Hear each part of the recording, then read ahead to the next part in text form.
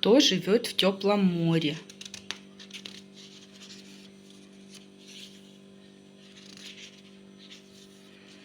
Кашалот. Плыл по океану кашалот, остановился, набрал полную грудь воздуху, ноздрю закрыл, хвост флагом вверх выбросил, пошел на глубину. Полчаса проходит, час, нет кашалота. Наконец вынырнул. Долго же ты, за кальмаром гонялся. И что это он так от меня кинулся? Зубы твои разглядел. Так ведь там внизу темно, как же он мог их увидеть? А у него каждый глаз с колесо. Осьминог. По дну осьминог, то как клуб дыма катится, то как паук ноги переставляет. Видит навстречу ему краб.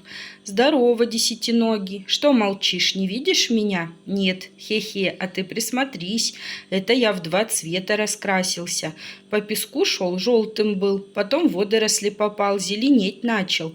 Здесь я, здесь, рядом». Летучая рыба. Неслась под водой рыба, сама себя хвостом подгоняла, разогналась, из воды выскочила, крылья плавники расправила и полетела. Чем я хуже птицы? Голоса у тебя нет, а он мне под водой и не нужен. И обратно в воду шлеп. Рыба-меч. Мчится среди волн рыба, меч на носу.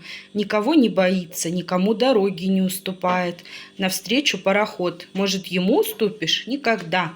С разгона носом в борт. Трах, нет меча, сломался. Да, видно, кое-кому дорогу все же уступать надо. Нужно посмотреть. Акула. Плывет акула за кораблем, кухонные отбросы подбирает. Мешок из-под мяса в пасть, бутылка и ее туда же. Кусок сала на крючке, опасно глотать, да уж больно наживка хороша.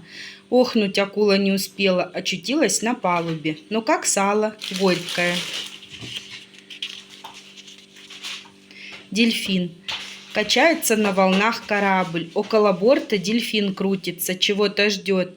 Вышел на палубу человек, перегнулся через борт, приладил на спину дельфину железную коробку, шлепнул по спине, нырнул дельфин.